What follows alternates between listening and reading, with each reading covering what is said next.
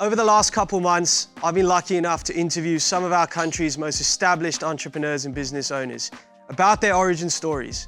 So where did they come from and how did they get to where they are today? Today's no different. Welcome to Origins Episode 3.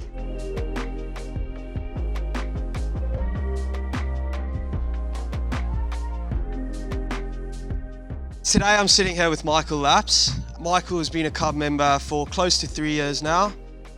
We've obviously developed a great relationship in the time that we've known each other. And Michael's someone that I consider to be not only one of the best marketers in the club, but probably one of the best marketers in Australia. And so I'm very excited to have you today. Why don't we start off with just, I guess, a brief, overview of the current business that you're operating?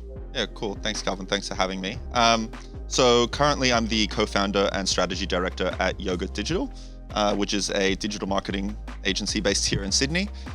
We kind of specialize in a few areas, being SEO and content, all things paid media, and then UX and conversion optimization. So we kind of really developed the agency to be very end-to-end and managing, campaigns that are not just designed to drive more traffic and build visibility, but ultimately actually grow someone's business. Yeah, love the company and love what you guys are doing. But I think what today I'm interested in talking about is not the business, but actually how you got into that business. So the origin story, where did you start and how did you get to where you are today? So let's take it all the way back. I want to know what kind of a kid you were, what were you like in school? Let's start from there and we'll segue into how you got into business. Yeah, so I think my mum always makes fun of this because she says that every single one of my report cards as a kid basically said exactly the same thing, which is Michael shows great promise, but needs to learn how to stop talking in class. And that has more or less been the same throughout my adult life. I think I was always the type of kid that had questions. I asked a lot of questions, and that was really annoying for some teachers because I would sometimes ask questions that they didn't necessarily have answers to. But I was always very curious. I was always very talkative and a little bit loud. And yeah, that remains the same. I mean, did you have entrepreneurial tendencies in those early days? You often hear stories of entrepreneurs who kind of pulled flowers out of gardens and sold them to other people and those kind of things. Were you doing anything in business in those early days? Kind of. As a kid, I always really loved animals. When I was growing up, when people used to say, what do you want to be when you grow up? I used to say a marine biologist because I really loved whales and that's what I wanted to do. And so when my dad's and mum's friends would come over, I would have taken out all my animal books and I had traced pictures of all the animals and colored them all in, and I would sell that to their friends for money. And that was my first business of how I got pocket money. Yeah, awesome, mate. So yeah, I think that's a trend that we tend to see a lot in kids who end up becoming entrepreneurs. They have some sort of entrepreneurial tendencies as a kid. Were you academically strong, or was it something that you struggled with? Because you struck me as a guy who was always academically strong. Depends on the subject.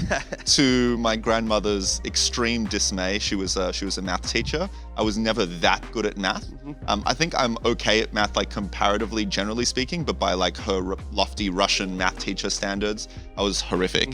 But English, history, politics, international studies, I think that type of stuff always really interested me. I was always really interested in the world as a place and what my place in the world was. So I think that type of stuff really interested me and I excelled in those areas. Yeah, I guess speaking of the world, once you finished your high schooling, where did you go from there? Did you travel or did you segue straight into university? What happened after high school? No, so I decided I wanted to go straight into university. I knew what course I wanted to do and I got in, which was really lucky. And what was that course? I did a marketing degree at Monash University. So a business degree with a double major in marketing and management.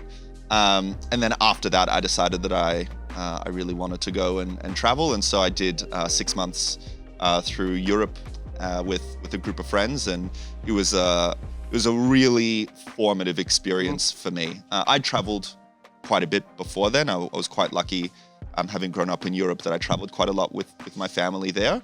But doing 6 months with friends, kind of going from basically from west to east and then into Morocco, and it was phenomenal. Yeah, 100%. Awesome, mate. And so I guess you've spoken about the fact that you studied marketing, from the get-go.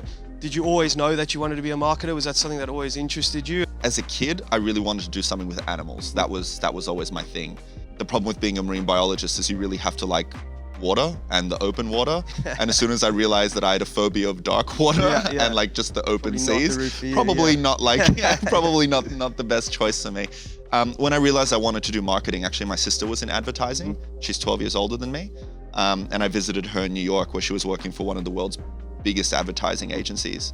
And I went into their offices when I was like 14, and it blew. That was the moment. That was like the catalyst. Put it up on a pedestal. Yeah, 100%. Because she walked me through where the Nike team worked, and I was just like, I was so enamored almost immediately. I just fell in love with the energy, the vibe, what everyone was working on, and from that point on, I was hooked. It was just like adrenaline for me, and it still is like agency for me.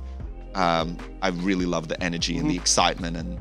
Yeah, no, 100%. It's very interesting to me because I always like to, when I have these conversations, find that moment that sparked the interest for that person. And I think obviously for you, it was having that role model in your sister, and then obviously segueing into that environment and finding it as exciting as you did. That must have been the moment that flipped everything for you. Totally, yeah. And so what was your first, I guess, segue into marketing as a job and into it as a career? Yeah, so I think I did okay in school marks-wise, not so much in university.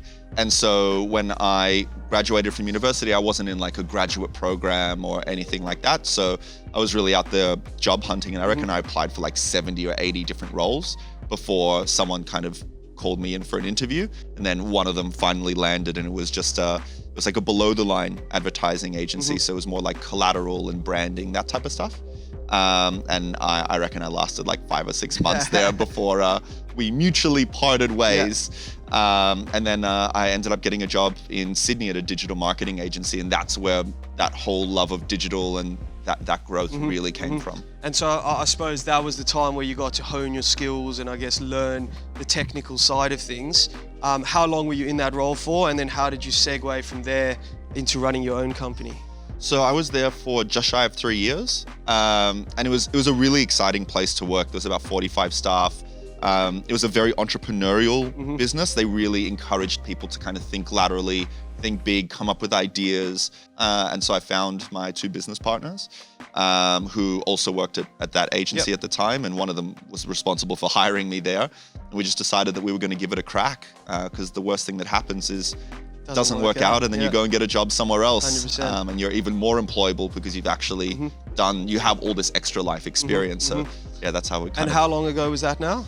July 11th will be 7 years, so coming up on the 7 mark. Quite the journey. Absolutely. Awesome, mate. No, well, and I guess just within the business, you've spoken about the fact that you do a full spectrum of marketing.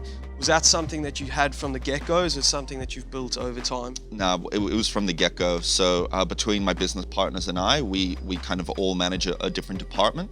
So we kind of launched with all of those services in mind, understanding that, again, if you're going to be managing the campaign for a customer, for a client, you need to actually be able to target a consumer at every part of the conversion funnel. You can't just be like, cool, well, we drove an extra 1,000 visits to your website. What does that actually mean? So we really wanted to make sure that we could manage every single part of the marketing function for them in order to be a successful agency. Well, as I say, I think you've proven your success. You obviously work with some of the biggest brands in Australia. You've worked with some fantastic people in the club as well. And I know all of them speak volumes about the quality of your work. Just to finish off, could you give us one trait that you would, I guess, attest your success to, if you could pick one? I genuinely don't think that I have any traits that other people do not. I don't think that I'm like special in any which way. I genuinely think that it just comes down to hard work and hustle. I think if you speak to most people who have had some level of success, I think, the old saying, like, the harder you work, the luckier you get.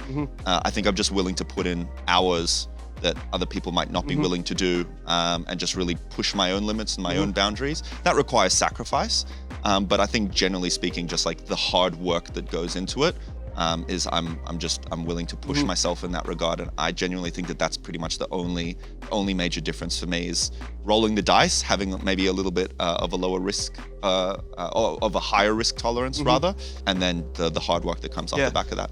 Hard work is the one thing that you can affect. You can't 100%. Affect a lot of things that happen in business, but your output is something that you can affect, and obviously that's proven in the success that you've gathered. And mate, thanks for coming today. I really appreciate it. I've enjoyed it. And I'm looking forward to seeing you around the club soon. Absolutely. Thanks, Calvin.